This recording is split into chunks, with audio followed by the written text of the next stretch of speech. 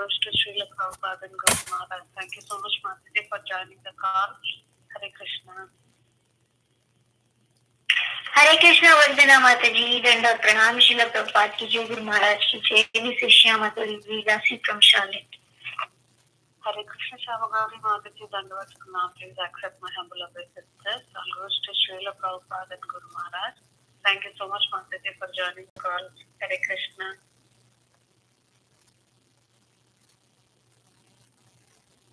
Is anybody else would like to introduce themselves?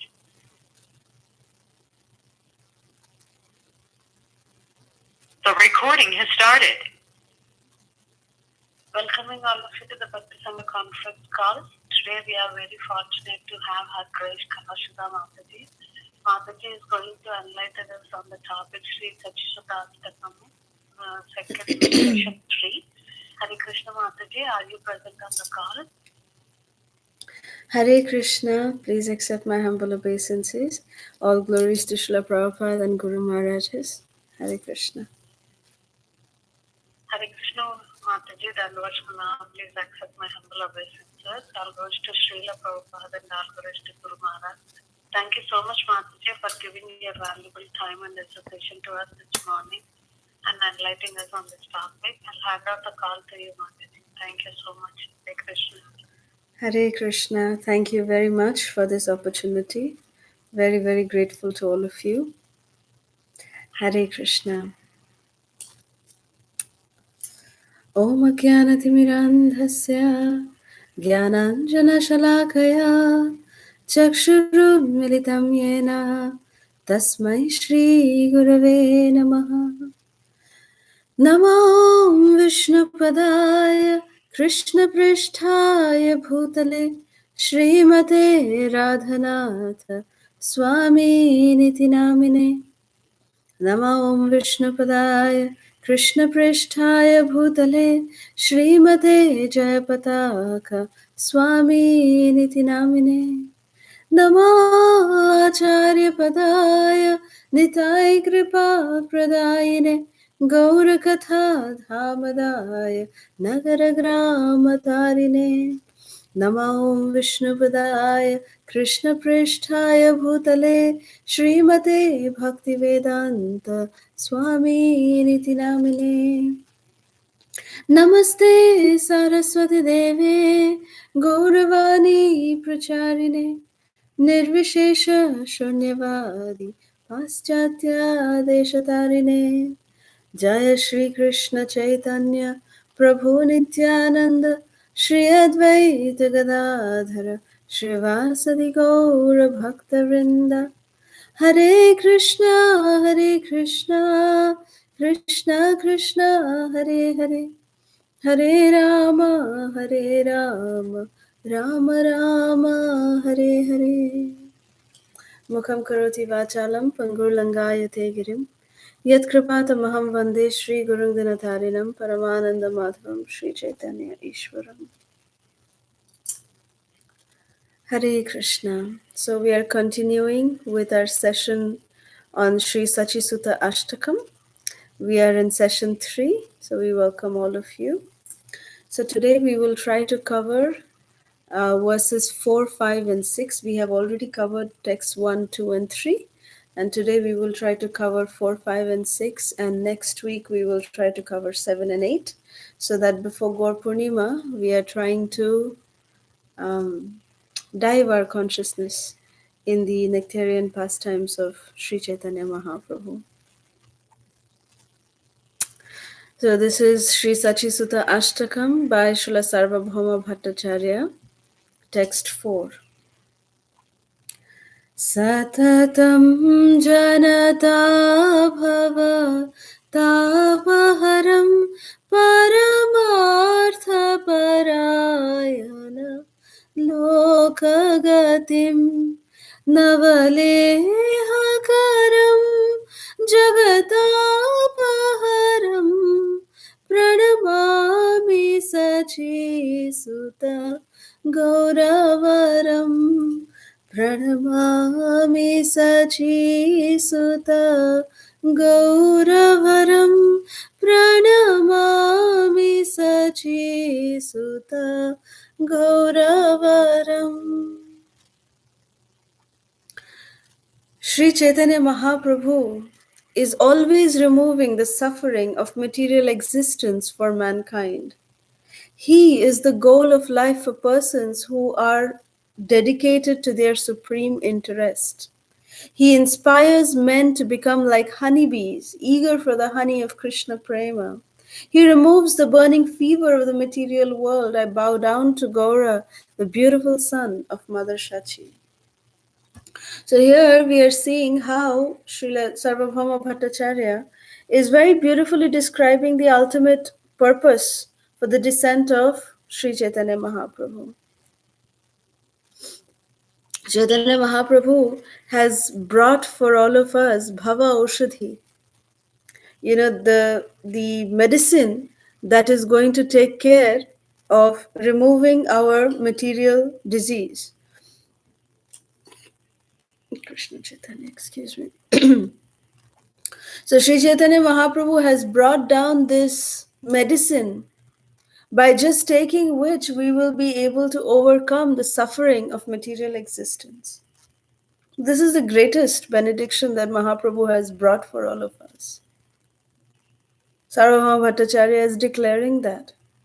That is the mercy of the Supreme Personality of Godhead. We see that when the Supreme Personality of Godhead descends, so many avatars, so many incarnations, Krishna comes, and he does primarily two functions when he comes. One is to protect the sadhus, paritranaya sadhunam, and vinashaya cha dushkrita. That he comes to annihilate the miscreants and to protect the sadhus. So protection of the sadhus is the first principle. Then by the way, he also takes care of annihilating the miscreants and re-establishing the principles of dharma. Dharma samstar panarthaya sambhavami yuge yuge. This is the purpose of Krishna's descent into many avatars. You see, any incarnation, let's look at, has been the bottom line for Krishna to appear in different incarnations. He comes just to re-establish the principles of dharma. That's why he comes. Even when he came personally, when Krishna descended in Dwapar Yuga, Krishna is not an incarnation. Krishna is the source of all incarnation. So when Krishna came in Dwapar Yuga, he came personally. Krishna came personally during Dwapar Yuga. He's directly the Supreme Personality of Godhead descending from Goloka. But at that time also, Krishna did not actually, tell Duryodhan that, look, Duryodhan, I am the Supreme Personality of Godhead, surrender to me. He did tell also. He showed his universal form to Duryodhan too. But Duryodhan, he was so sinful. He was so envious. There were so many envious people during that time who were not ready to accept the mercy that Krishna was freely distributing. They were just not ready. Duryodhan could not, reciprocate with the mercy coming down from Krishna himself. He could not accept it. Why? Because Krishna was alone at that time. Srimati Radharani, the compassion personified, mercy personification, love embodiment of the Supreme Personality of Godhead, was not accompanying Krishna at that time.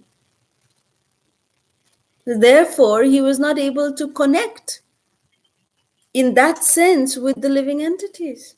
Krishna was not able to do it. So Krishna was just displaying his pastimes. If you get attracted, well and good. If you don't, too bad. That was Krishna's mood.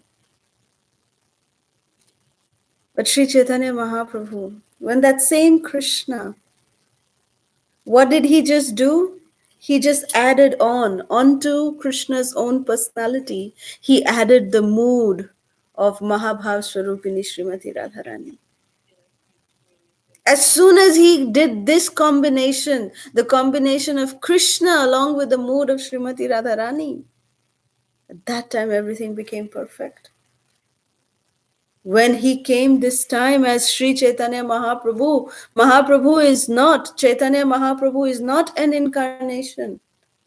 Just like how Krishna appears directly, this Chaitanya Mahaprabhu is also Krishna himself coming directly as he is, the Supreme Personality of Godhead, accepting the mood of Srimati Radharani.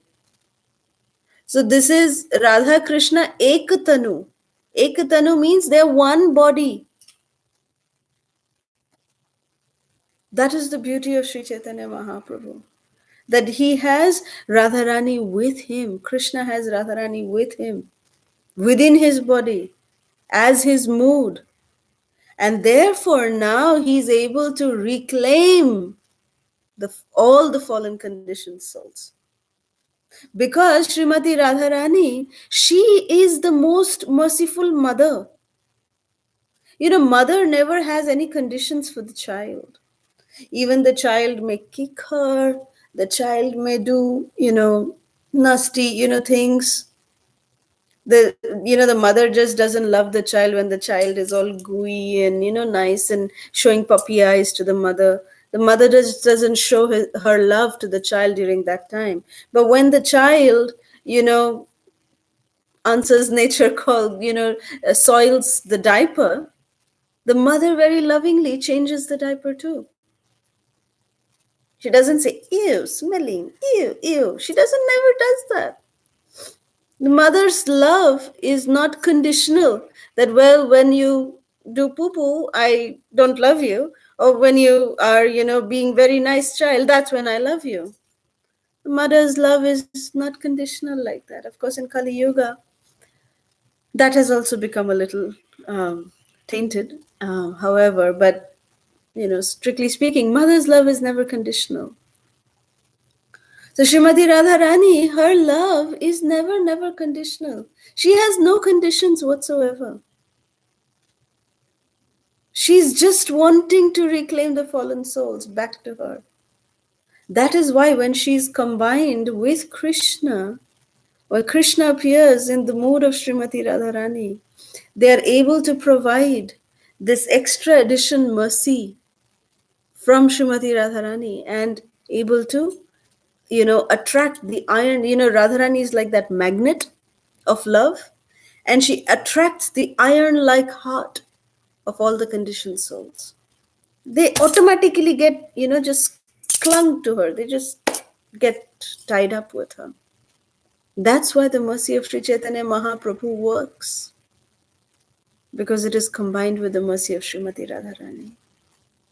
So Srimati Radharani, how mercifully she has brought this Bhava Aushadhi. Enechi Aushadhi Maya Nashi Baro Lagi. Hori Nama Mahamantra Lao Tumi Magi. Mahaprabhu was saying this.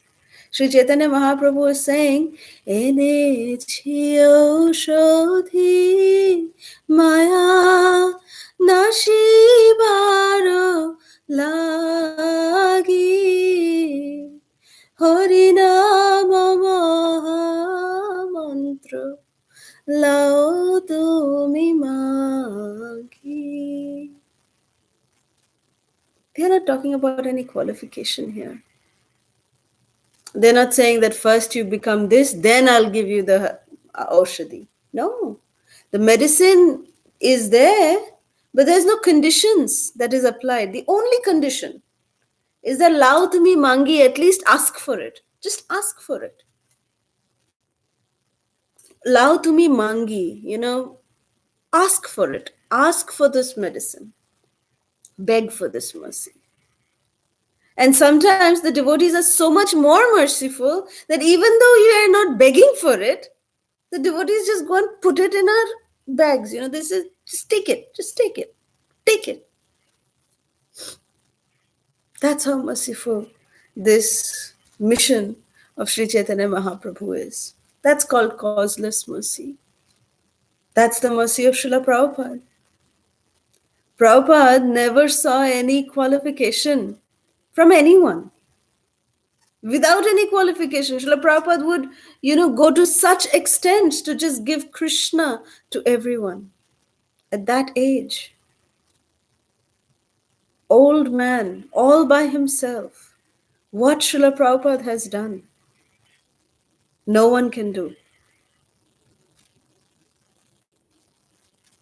So how is this, Bhava Aushadhi that Mahaprabhu has brought for us? How, if we just accept this mercy, if we just beg for this mercy, and when this mercy comes, if we just accept it and, just drink this ambrosial nectar, then what happens? We will be able to relish the ecstasy, following in the footsteps of Sri Chaitanya Mahaprabhu and our acharyas, our Guru Vargas. So the suffering of material existence, I remember a very beautiful example that was given, that, it's not that a devotee does not undergo suffering.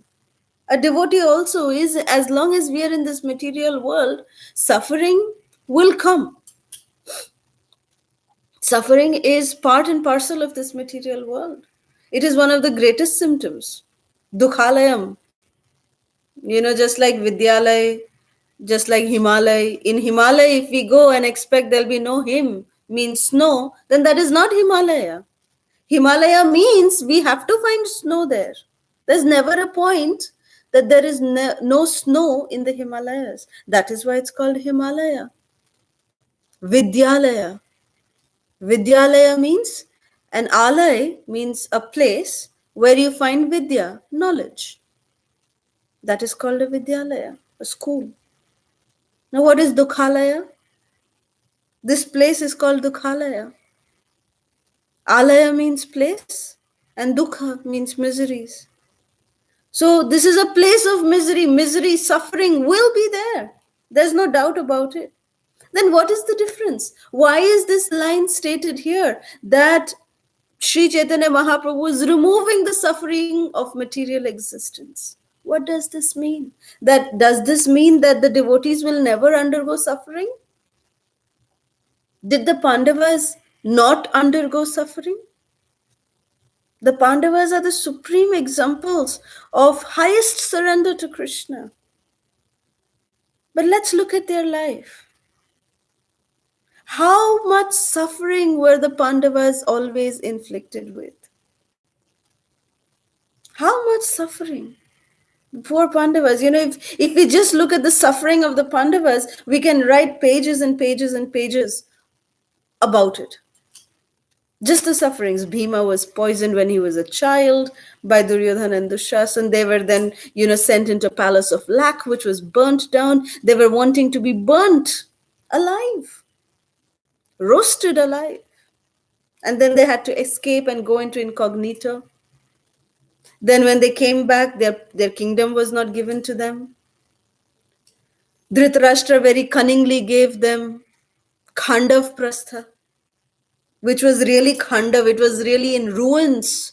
There was nothing good about Khandav Prastha. But by the magical potency of Krishna and by the faith that the Pandavas had in Krishna, they transformed Khandav Prastha to Indraprastha. They did that.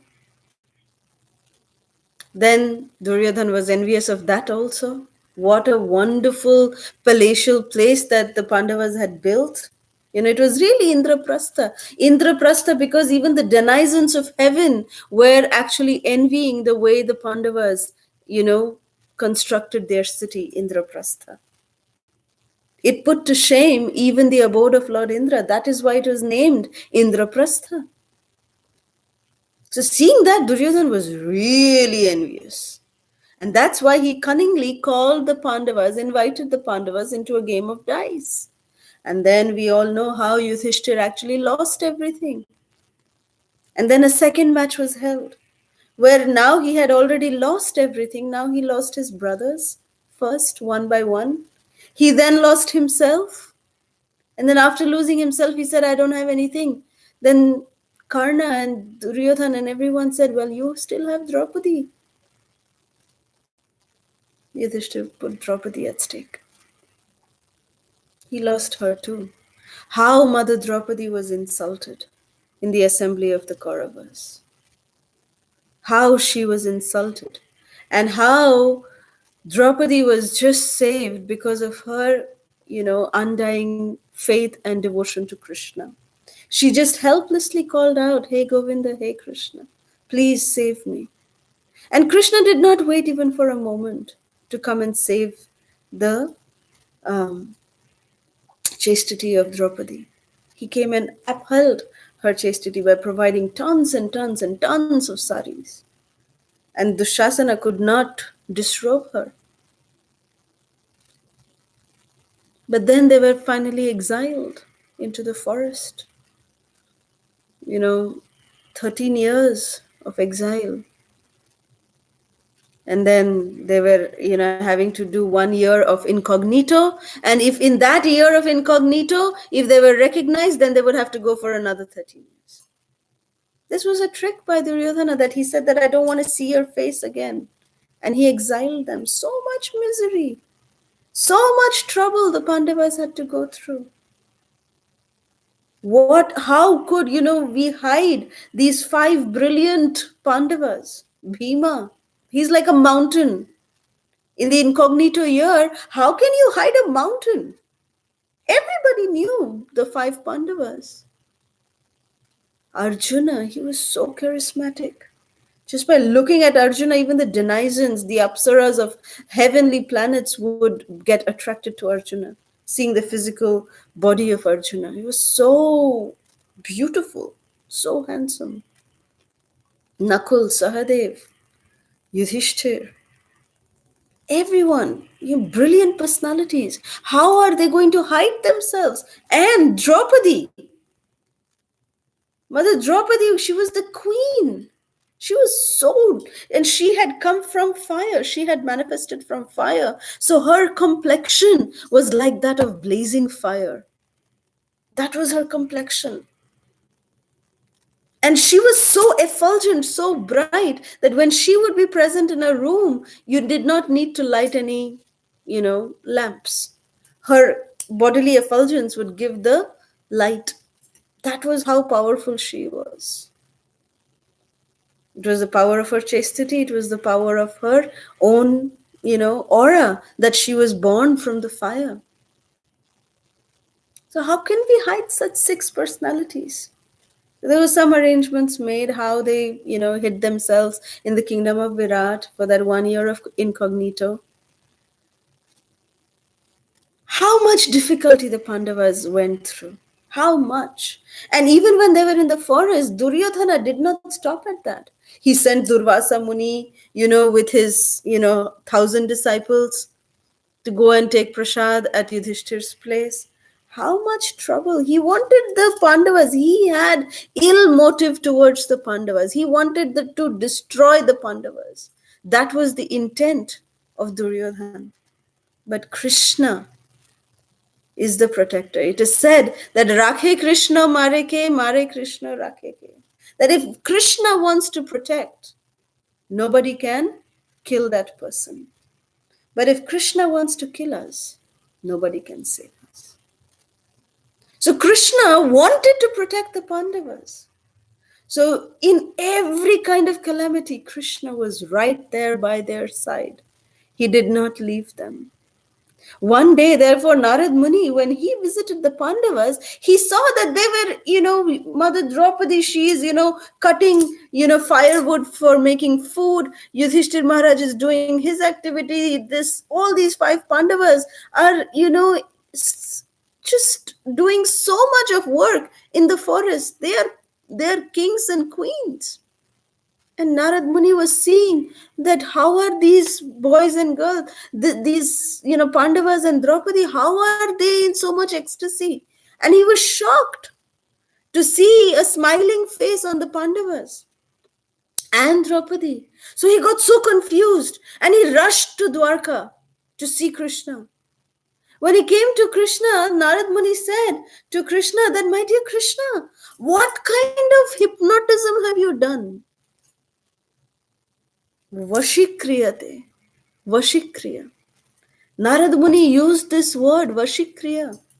He said, what kind of hypnotism, my dear Krishna, have you done upon these Pandavas? That even in the greatest of misery, their attachment for you is increasing moment by moment. Their love for you is increasing moment by moment. They're not even once questioning that, Krishna, why did you put me in this condition? I'm your friend, I'm your relative, and you put me in this condition. They never questioned that to Krishna. So Narad Muni said, my dear Krishna, what kind of hypnotism have you done upon your devotees? So this is the hypnotism that all the devotees who are trying to surrender to Krishna, we aspire to be under such hypnotism by Krishna. That when we are faced with difficult situations, in very, very challenging situations of our lives, everyone has to go through different kinds of challenges in their life. But when challenges come, they are our testing times. Are we blaming Krishna? That Krishna, I have done so much for you, but what have you done for me? You put me in this condition? You know, right? I've done so much. How could you put me in this condition? If we say this, then we have failed miserably in our test.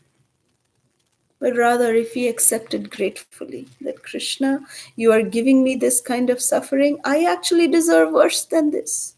For whatever I have done, not just in this life, but in millions and millions of lives, I have turned my back against you, my dear Krishna.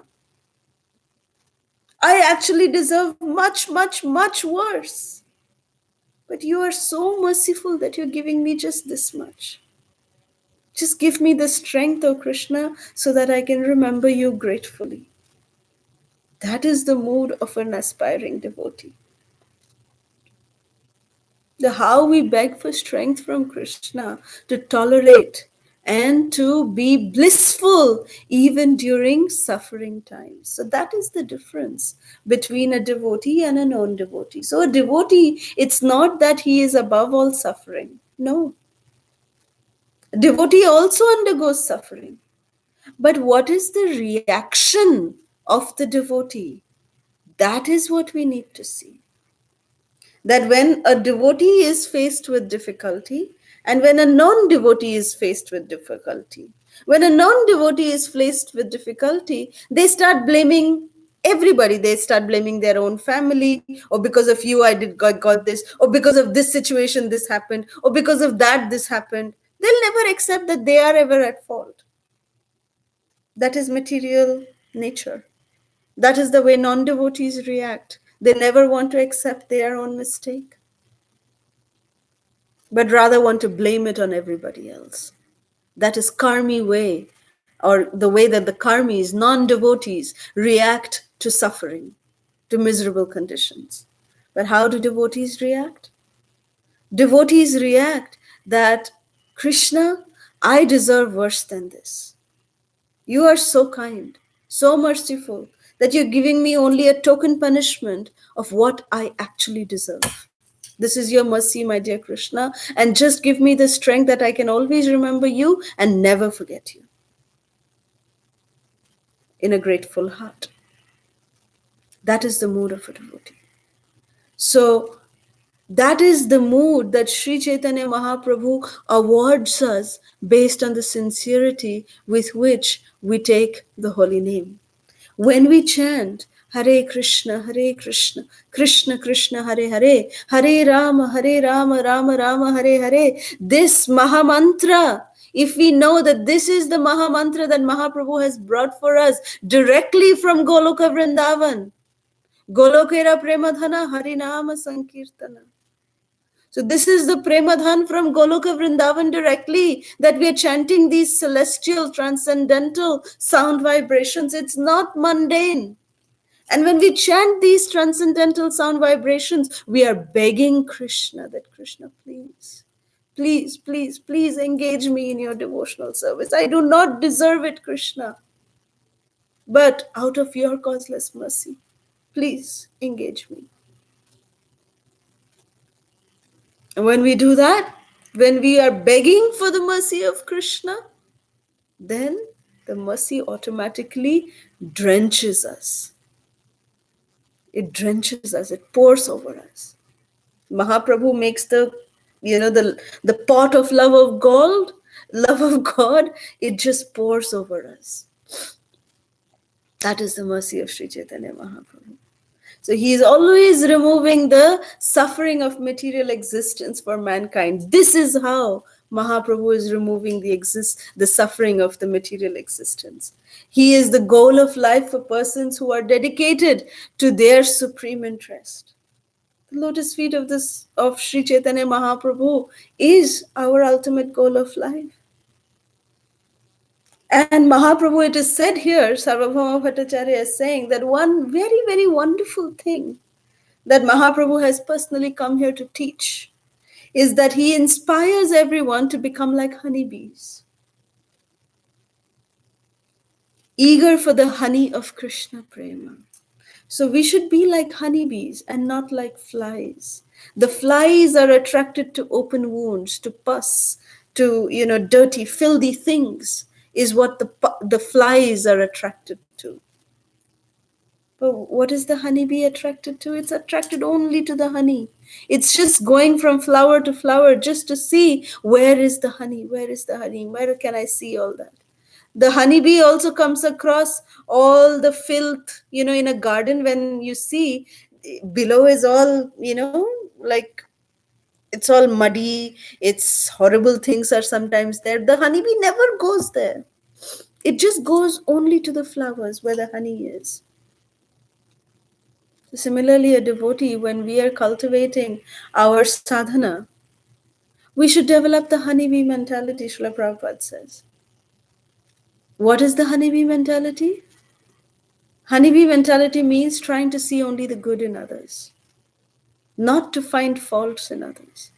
When our consciousness, when we deal with everybody, if we just try to see, oh, look, that person is doing this nasty, horrible thing, ew. If we try to see like that, oh, that person, look at the way they eat prasad. Oh my God, looks like they're hungry for 10 days. Look at the way they're, not only eating, they're even packing prasadam and taking. Oh my God, don't they cook at home? Why do they have to pack so much prasadam? Maybe that devotee is packing prasadam not for themselves, but to go and distribute it to so many others who deserve that prasadam. So we are committing Vaishnava aparadh just by judging the acts of another Vaishnava. It's a very dangerous thing to do. So we should not have the fly-like mentality to see the faults in others, but our material senses, which has been polluted over time, when the waves of the ocean, when they hit on the stone, they actually corrode the stone over time. So similarly, we have, our pure souls have been in this material nature from time immemorial. And so therefore, the pure nature of our soul has been a little covered. It's become a little corroded. Where we are thinking, our mindset has become that I am best. There's no one as better than me. I am the best and everybody else, the rest of the world is horrible. Everybody is full of faults. But I have got no faults. I am the best. That is material nature, which eludes us to think like this. And therefore, our tendency to find faults with others is so prevalent. We can never ever see good in others. Never. It takes practice. It takes time. It takes effort for us to see good in others. It takes a conscious effort. And that is the practice of sadhana bhakti. That we are trying to make conscious efforts to try to see the good in others. It's very important for us to be able to do that. Not to just simply, try to find faults with others. Let's try to get rid of that fly mentality and try to develop the honeybee mentality. Just see good in others. One practical purpose, one practical practice that we can do is that whenever our mind, because our mind is conditioned, we have no control yet over our crazy minds. So one thing that I personally also do, which has really helped me over the years, is that whenever my mind tries to see some kind of fault in others, I consciously try to see two good things about that very person. I've learned this from my husband, actually, from my Prabhu. He has taught me with his own personal example how to develop this kind of an attitude. That we sometimes, very justifiedly, we actually find faults that, look, that person is really, really nasty, really, really horrible, that they're doing like this. But then my Prabhu always tells me, no, that person is chanting Hare Krishna, so there has to be something good about that person. So let's try to see the good. And I'm extremely grateful to Prabhu for, trying to bring about this kind of a change in our consciousness. And I'm so grateful for that. And trust me, when we practice to do that, our heart feels so light. When we criticize others, when we see the faults in others, we are never happy in that kind of a, fault finding mode. We are never happy because that's not the nature of our soul. The nature of our soul is Anandamaya Bhyasat. That we should always be diving in the pools of ecstatic love of God. That is our original nature, and we'll be most happy in our original nature. And that can come when we try to start seeing good in others like honeybees. So that's something that here Srila Sarvabhauma Bhattacharya is pointing out, and he's offering his obeisances to such a personality, Sri Chaitanya Mahaprabhu, who is the darling son of Mother Shachi, and he is also removing the burning fever of the material world. So this is the fourth verse. Now we'll move to fifth verse. निज भक्ति करम प्रिय चारुतरम नटनार्तन नागर राजकुलम कुलकामिनी मानस लास्यकरम प्रणमामि सचीसुत गौरवरम प्रणमामि सचीसुत गौरवरं प्रणमामि सचीसुत गौरवरम्. Sri Chaitanya Mahaprabhu motivates pure devotion unto himself. He is most attractive to his beloved servitors. By his ecstatic, dramatic dancing, he exhibits the characteristics of the king of paramours. He causes the minds of beautiful young village women to dance and bow down to Gaura, the beautiful son of Mother Sachi.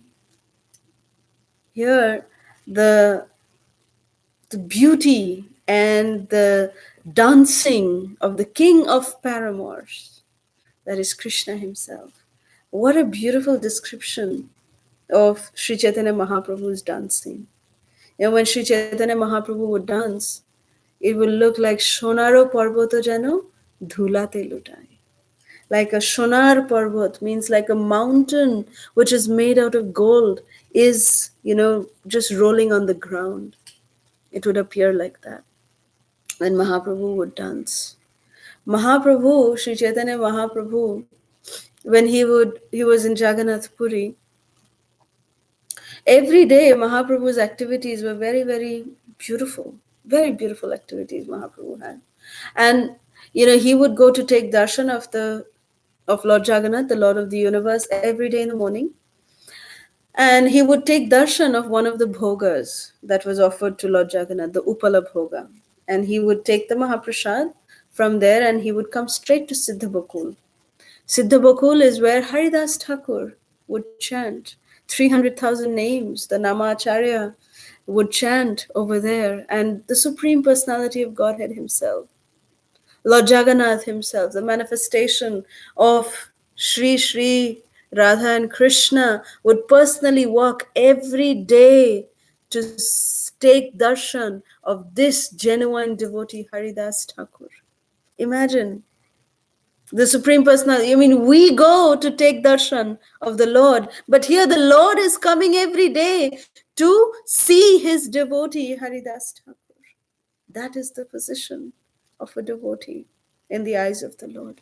The Lord never thinks that he is superior to his devotees. The Lord always considers himself to be bound by the love of his devotees.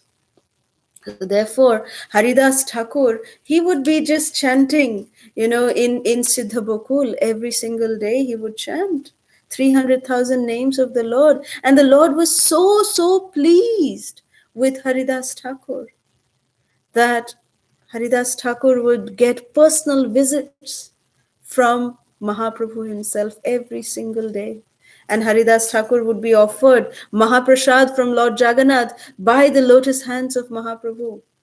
Sri Chaitanya Mahaprabhu would feed Haridas Thakur the remnants of Lord Jagannath's Mahaprasad. That was how much of love Mahaprabhu had for Haridas Thakur. And then both of them would sit together, they would chant for some time, then Mahaprabhu would go to the house of Gadadhar Pandit at Tota Gopinath. So at Tota Gopinath, he would come to see Gadadhar Prabhu. And Gadadhar was very expert in reading Srimad Bhagavatam. He would read Srimad Bhagavatam with so much love, so much of, as if he is, personally living the words of the Srimad Bhagavatam. And there were two pastimes in specific that Mahaprabhu loved to listen from Gadadhar Prabhu. They were the pastimes of Dhruva Maharaj and Prahlad Maharaj. These two, young Vaishnavas, Mahaprabhu would love to hear from Gadadhar Prabhu these two chapters, the glorious life of Dhruva and the glorious life of Prahlad Maharaj. So whenever Mahaprabhu would come, Gadadhar Prabhu would start reciting from these chapters, glorifying Dhruva Maharaj and glorifying Prahlad Maharaj. So beautiful. Beautiful pastimes till noon. Then Mahaprabhu would start walking again. He would come to take his noon bath at the ocean. He would swim for a little while in the ocean. He would come back to Gambhira. Gambhira is Mahaprabhu's little room, little place where he would stay. And then that time, after taking prasad at one of the devotees' homes, every day Mahaprabhu would get invited to take prasad at the home of a devotee. And then he would take prasad and then would go take some rest at Gambhira while Govinda, his personal servant, would massage the lotus feet of Mahaprabhu. Mahaprabhu would take some rest at Gambhira and then he would come out again in the evening with his Harinam Sankirtan. When Mahaprabhu would dance on the streets of Nilachal Dham, everybody, every living entity, not just human beings, living entities, they would come out to see this glorious dance of Sri Chaitanya Mahaprabhu. Just by seeing Mahaprabhu dance, people's hearts would melt and they would take up the chanting of the holy names just by seeing Mahaprabhu dance. How he would dance, as a child, when Mahaprabhu was there displaying his pastimes as little Nimai, when Mahaprabhu would go around, the town of Nadia in Navadvip, when Mahaprabhu would go around, he would go to some, devotees, brahmanas' homes. They would give him some sandesh, they would give him some other sweet meats, and then they would say, "Hey Nimai, nach ke dikhao, neche dekhao," they would say in Bengali. Neche dekhao means dance and show us. So Nimai would, raise his hands and he would dance. And everyone would just clap. And just for little sandesh, they would make him dance to his tunes. Just like how the gopis of Braj, they would make Krishna dance to their tunes just for some butter.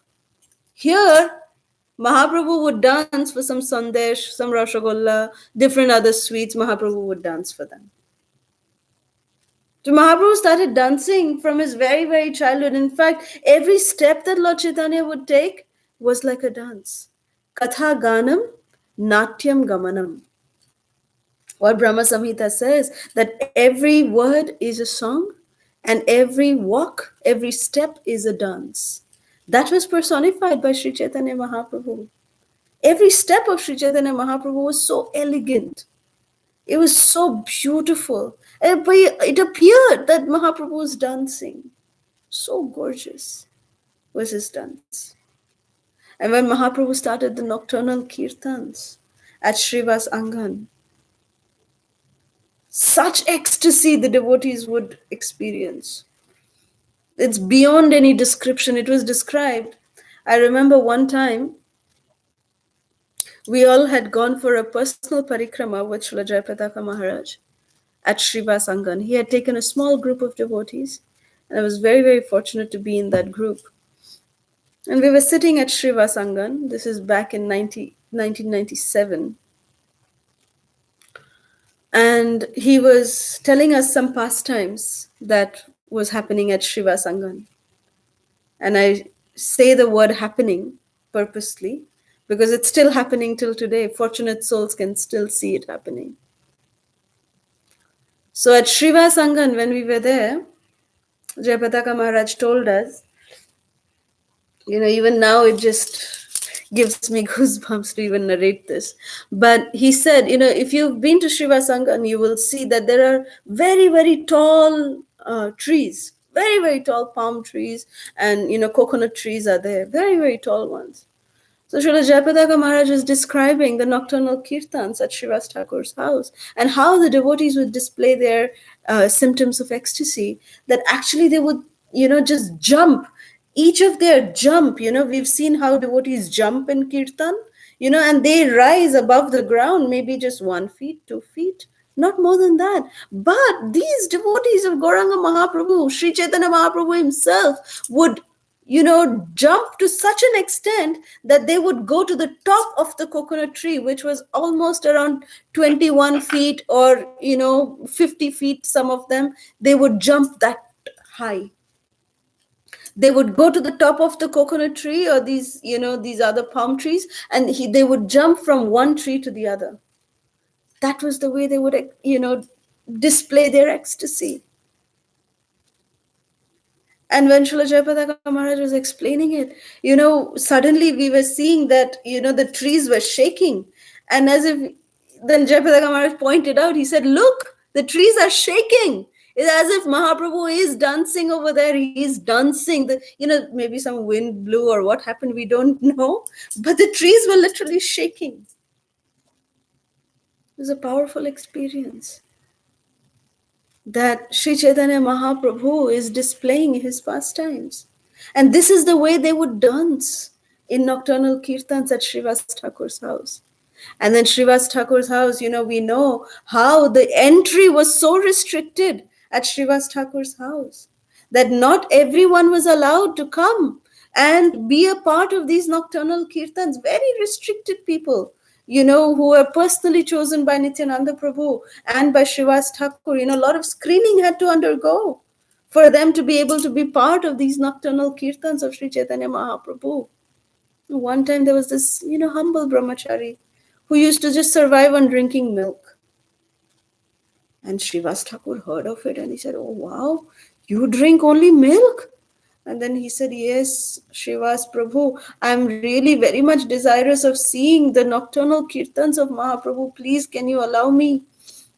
Srivas said, look, it's not just me who has to approve, but there are levels of security, there's levels of recommendation. He said, please, please, please. And then Srivas Thakur was really impressed by this Brahmana, this little brahmachari, and he said, okay, and he took him to Advaita Acharya, and Advaita Acharya said, oh, really? That's really intense. You survive only on milk, okay, but we can't give you direct access into the nocturnal kirtan, but maybe you can just hide in the back and you can, participate. Just watch. So he said, okay, I will just watch. I promise I won't come out. So he went into hiding, and then Mahaprabhu started his nocturnal kirtan. And Mahaprabhu said, today there is somebody who is there, present, because of whom I'm not experiencing the ecstasy. Because Mahaprabhu used to be very careful those days, because Mahaprabhu had not yet brought out the Sankirtan uh, Leela out in the streets of Navadvip yet. It was just still restricted to the very, very close associates. So Mahaprabhu said, I'm not experiencing the ecstasy. What's happening? What is happening? Somebody is here who is not supposed to be here is here. So then Shiva said, Mahaprabhu, actually, there's this little brahmachari. He's a milk drinker. He just survives on milk. That's his austerity. So he was very sincere in asking for, staying for your darshan. So I allowed him to stay. Advaita Acharya, he also said, okay. So Shiva Thakur was trying to cover his grounds. And then Mahaprabhu said, he got really angry and Mahaprabhu said that, do you think that anybody who can just do the austerity of staying on milk can, achieve this level of, pure devotion to me? Get that milk drinker out. Get him out. Mahaprabhu was so angry. By this, it was, we should not mistake this pastime to think that, oh, how was Mahaprabhu so rude with him? Because this person had the desire to just witness Mahaprabhu's dance. So why did Mahaprabhu, kick him out like this, ask him to get out like this? Why was Mahaprabhu being so rude? Mahaprabhu was establishing one fact here. He was saying that the fact being that we actually don't need any prerequisites to accept the mercy from the Supreme Personality of Godhead. We don't need any prerequisites, with any kind of austerities, with any kind of, punyas, ritualistic way of living that we feel that we can be qualified to receive the supreme love of God. No, that's not a prerequisite. And that's the principle that Mahaprabhu was establishing through the manifestation of this particular pastime. That we don't need, to be performing the austerity of drinking milk our whole life. Only then we will get love of God. That's what Mahaprabhu is against. He's saying that you don't have to have this pre-qualification of, drinking milk and doing this kind of tapasya, doing this austerity. No, you don't have to do all that. And what happens when we do too much austerity? Pride creeps into us. It inflates our ego, thinking that, oh, look, I am doing this. This is the kind of austerity I'm doing. So what should I deserve? Love of God. That is pride. So by following certain rituals, over rituals, which are not recommended to follow, we tend to become proud. That's a danger that is there. So we should be very careful that we don't digress from what is mentioned, that, we should be following this. Yes, there are certain rules and regulations that we follow during Kartik, but there are some people who say, oh, during Kartik, I'll just survive only on fruits. I'll just take only, milk during Kartik. That's not there in any Shastra. It's not there. Why should we do something? Why should we manufacture something that is not there? That is, niyam agraha. Agraha means, niyam agraha means that not following rules and regulations. And niyam agraha means following rules and regulations after manufacturing them from our own minds. Not what is there in the scriptures. But if we really want to follow what is there in the scriptures, stick to the scriptural guidelines. Hari Bhakti Vilas mentions exactly what we should do during Kartik. What are the different layers of fasting? Everything is mentioned. Why do we need to depend on our minds to manufacture its own process? That is wrong. And that is what Mahaprabhu is establishing here through this pastime. That we should not concoct our own way of thinking that, oh, well, if I do this austerity, I have direct claim on love of God. That's not something we should be doing. So Mahaprabhu is establishing this principle. So Mahaprabhu said, get that milk drinker out. And all the devotees were like heartbroken. And this devotee also got up. He was crying and he said, he just cryingly asked Srivas Thakur that, is there any chance? Is there any opportunity that I will be allowed again in the audience of Mahaprabhu? So then Srivas Thakur asked this question to Mahaprabhu, and Mahaprabhu said, yes, there is chance, but after 1,000 lifetimes, he can come back. So this devotee, this milk-drinking brahmachari was in ecstasy.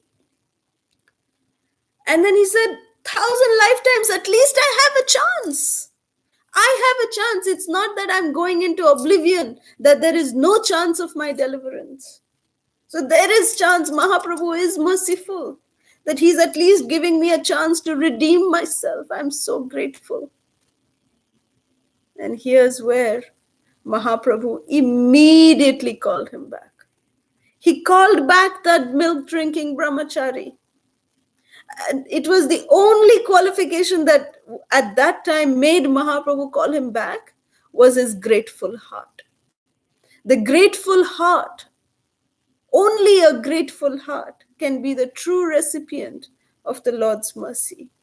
And this brahmachari, he had no pride that I am a milk-drinking brahmachari. I don't eat anything. I don't drink anything else other than milk. How can Mahaprabhu kick me out like this? He didn't have any kind of that ego. He did not. But he still was so grateful that Mahaprabhu is not giving up on me. And because of that gratitude that he had, Mahaprabhu immediately called him back. And he said, my dear brahmachari, you are very dear to me. Mahaprabhu placed his 2 lotus feet upon the head of that brahmachari, embraced him. And from that day on, that brahmachari became one of the closest associates of Mahaprabhu. What a glorious pastime. So this is how Sri Chaitanya Mahaprabhu was doing his nocturnal kirtans, his ecstatic dancing. And after delivering this milk-drinking brahmachari, that's when Mahaprabhu decided that let us now take this Sankirtan into the streets of Nadia. That's right after that pastime. Then Mahaprabhu brought out the Sankirtan to the streets of Navadvip. That's when they started taking out kirtan processions out in the open. And everyone who would see Mahaprabhu dancing like this, they would just get completely mesmerized. And that is what Srila Sarvabhauma Bhattacharya is saying here, that Mahaprabhu is motivating pure devotion unto himself. Because, the way he is dancing, he's exhibiting his dancing, he is like the king of paramours, and he causes the minds of beautiful young village women, not only just women, but everyone, just start dancing and getting infected by this love of pure God, pure love of God. So we move to text 6. Karatalavam kala kantavaram mriduvadya suvinaka ya madhuram nija bhakti gunavrita natyakaram panamami SaciSuta gauravaram Pranamami SaciSuta Gauravaram Pranamami SaciSuta Gauravaram. Sri Chaitanya Mahaprabhu plays kartals as his throat emits sweet melodious sounds and the vibrant notes of the veena are softly played. Thus, Sri Chaitanya Mahaprabhu inspires the devotees to perform ecstatic, dramatic dancing that is infused with aspects of his own devotional service. I bow down to Gaura, the beautiful son of Mother Sachi. So here again, this verse 2 is glorifying the ecstatic dancing of Sri Chaitanya Mahaprabhu. Whenever I read this particular verse, I get transported to the Rath Yatra of Sri Chaitanya Mahaprabhu, how Mahaprabhu actually choreographed the entire Rath Yatra dance. He actually personally choreographed this dance. He said that there'll be 7 groups of dancers who will be, in different parts of the Rath Yatra procession. They'll be at different locations, different areas. Mahaprabhu had strategically placed each group. And each group had different circles, different layers and layers of circles. And Sri Chaitanya Mahaprabhu he had placed one ecstatic dancer in the middle of each circle. And then there were, first the kartal people who were next to them, then the singers, then the mridangas, then different other musicians. So like this, the layers and layers and layers of devotees would be surrounding each of the dancers in each of these 7 groups. And when the Rath Yatra procession started, at that time, Sri Chaitanya Mahaprabhu personally expanded himself into each of these 7 groups and danced ecstatically in front of Lord Jagannath. And each group was thinking that Mahaprabhu is here with me. In our group is so fortunate that we have Sri Chaitanya Mahaprabhu dancing with us personally. There was only one fortunate soul who knew the secret that Sri Chaitanya Mahaprabhu was dancing in all the groups simultaneously, and that fortunate soul was Srila Prataparudra Maharaj. Maharaj Prataparudra, due to his unconditional love for Sri Chaitanya Mahaprabhu, Mahaprabhu revealed this fact that Mahaprabhu is dancing simultaneously in all the 7 groups at the same time. He revealed it only to Prataparudra Maharaj. Maharaj Prataparudra could see, he could actually see Gauranga Mahaprabhu dancing in all the 7 groups simultaneously. That was the way Mahaprabhu reciprocated with his love for Prataparudra Maharaj. And then Prataparudra Maharaj, when Mahaprabhu got so tired of the dancing, and Prataparudra Maharaj was trying so much to get an audience of Gauranga Mahaprabhu, but he was not being successful. Even though he was, getting recommendation from the highest of personalities. Advaita Acharya would come, Sarvabhauma Bhattacharya would come, everybody would come and say, please give your mercy to this king, please. He's really, suffering without your mercy, Mahaprabhu. And Mahaprabhu said, no, I am a sannyasi, I cannot meet a kingly person. He's a worldly man, I cannot meet him. So then at the time of Rath Yatra, on this very day, after Mahaprabhu revealed that he is dancing simultaneously together in all the 7 groups, when Mahaprabhu came to take rest at the Jagannath Vallabh Gardens, because his lotus feet was aching because of so much dancing, Mahaprabhu just lay down under one of the trees in this ecstatic garden, which was called as Jagannath Vallabha Gardens. Beautiful, beautiful garden. The trees were so much laden with fruits, and, there was very melodious chirping of this, birds there. It was such a pleasant, pleasant atmosphere. Aroma of the fresh flowers were in the garden. It was such a nectarian, beautiful, setting. And Mahaprabhu just entered into this Jagannath Vallabh garden, and he just lay down under one of the trees. Very delicately, Mahaprabhu was lying and resting.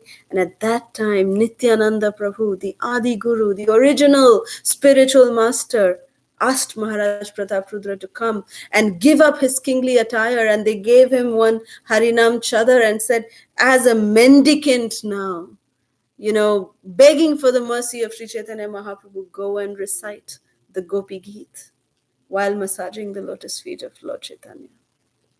So being instructed in this way by Adi Guru himself, Prataparudra Maharaj, by taking the blessings of his Guru Maharaj, Sarvabhauma Bhattacharya and all the assembled devotees, he begged blessings from each and every one of them. He fell down like a stick at the lotus feet of Lord Nityananda, got his blessings, and then he came very, very humbly.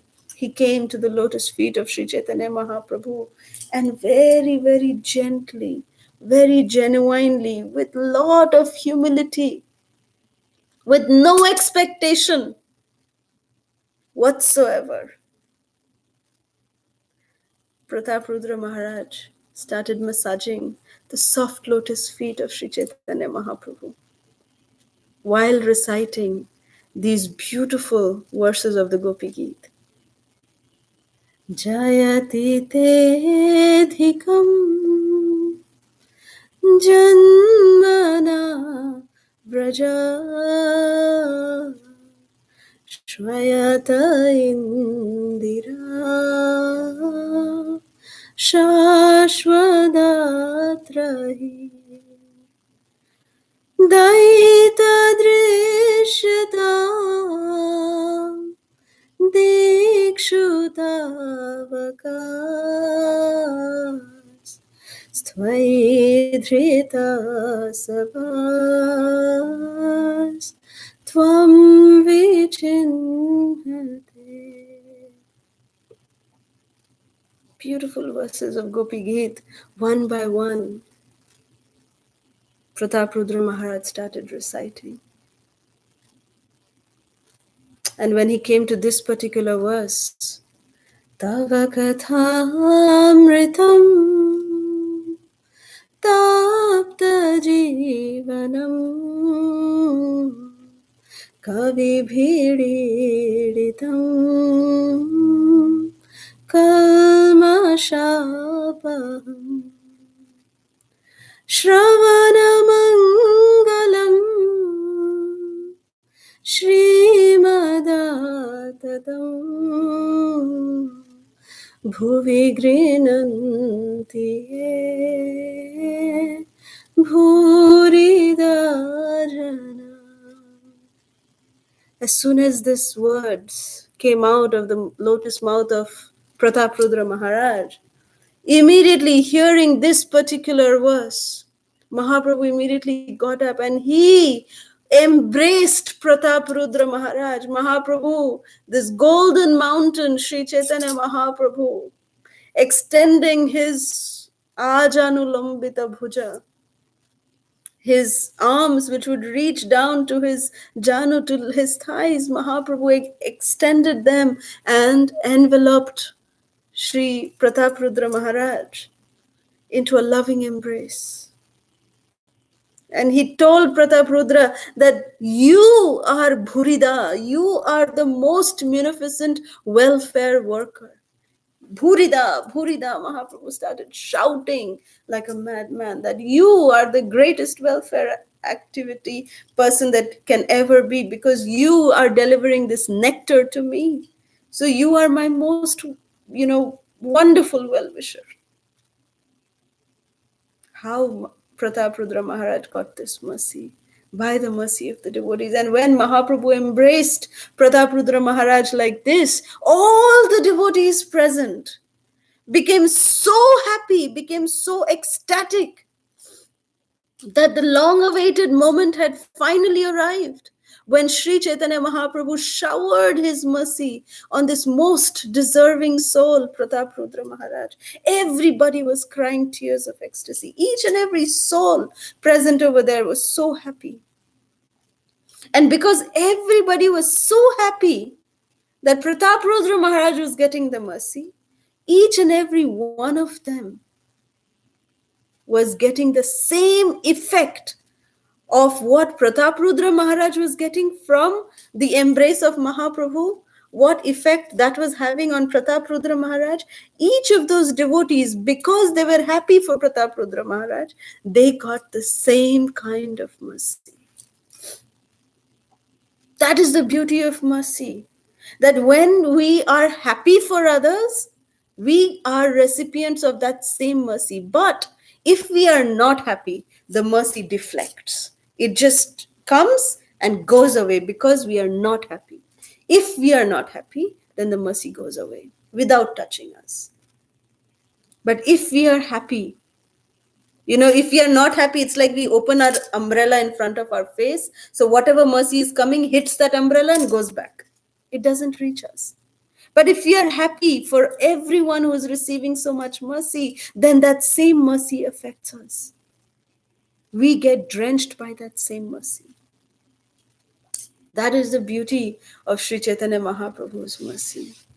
That how he is infusing everybody in this pure ecstatic love of God.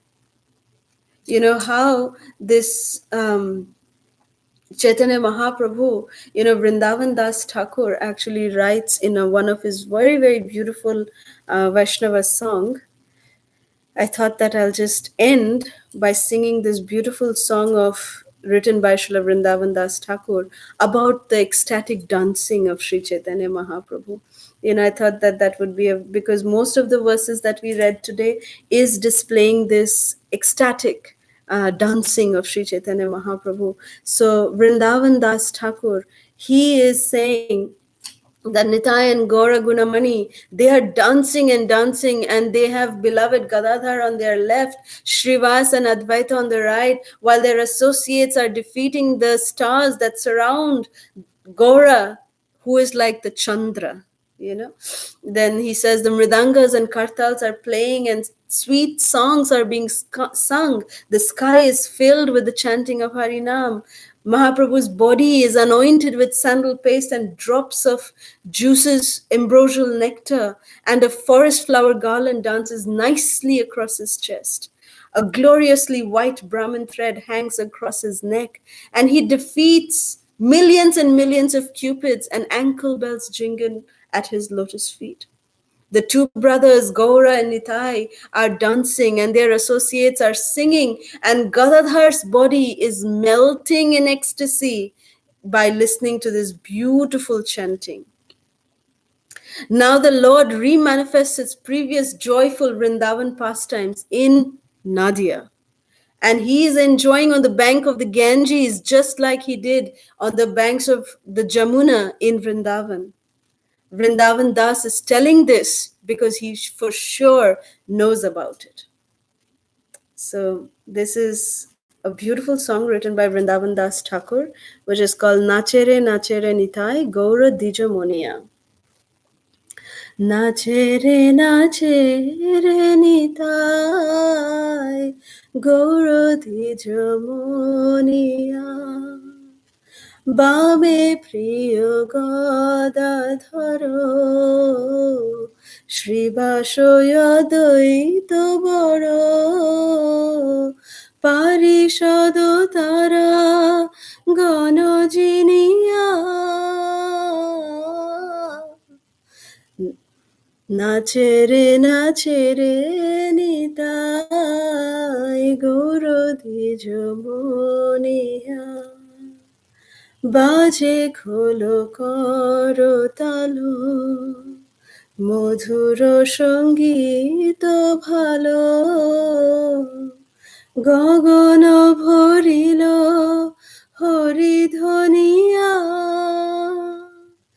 চন্দন চর্চিত গায় ফাগু বিন্দু বিন্দু তাই বনমালা দোলে ভালে বনিয়া গলে শুভ্র পবিত রূপকটিকা mojito চরণে নপুর রণরণিয়া দুই ভাই নাচি যায় সহচর গণ গায় দুই ভাই নাচি যায় সহচর গণ গায় গদাধর অঙ্গে পড়ে ঢুলিয়া পূরব রহস্যলীলা এবে পাহু প্রকাশিলা সেই বৃন্দাবন এই নদিয়া বিহরে গঙ্গার তীরে সেই ধীর সমীরে বৃন্দাবন দাস কহে জানিয়া নাচেরে নাচেরে নিতাই গৌর দ্বিজ মনিয়া. Hare Krishna. Shri Chaitanya Mahaprabhu ki jai. Srila Sarvabhauma Bhattacharya ki jai. Srila Prabhupada ki jai. ISKCON Vartaman Guru Vrinda ki jai. Jai Nitai Gaur Sitanath Premanande Hari Bo. If there's any questions, comments or reflections, we can take that now. Thank you very much. Hare Krishna.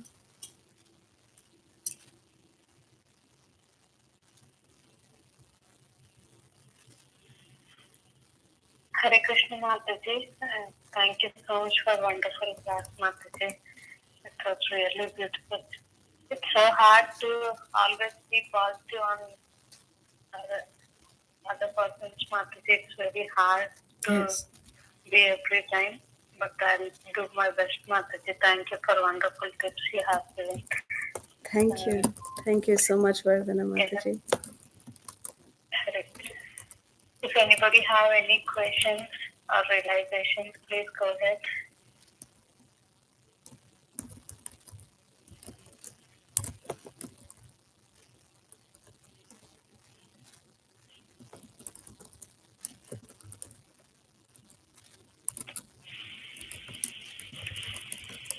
Hare Krishna Mataji, I just wanted to say thank you. It was such a beautiful class, and your bhajan, your singing voice is so beautiful. So I just wanted to say thank you. I'm so grateful to be on the class this morning.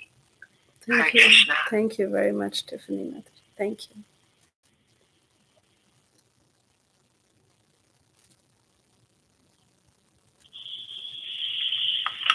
Hare Krishna Mataji, then Jai Shamagori Mataji, so grateful to you for the opportunity to serve. Thank you.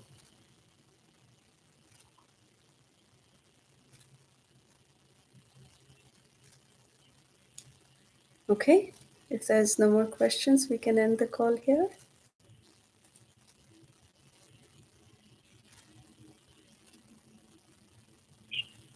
Thank you, Mataji. We'll end the call here, paying obeisance to Mataji and all the devotees. Vancha kalpatarubhyasya kripa sindhu devata patitanam pavanebhyo vaishnavebhyo namo namaha. Om Devoti Vaishnavavrinda ki jai. Srila Prabhupada ki jai. Sarve Kalasudha Mataji ki jai. Ananta Koti Vaishnav Vrinda ki jai. Thank you all so much. Hare Krishna. This session is no longer being recorded.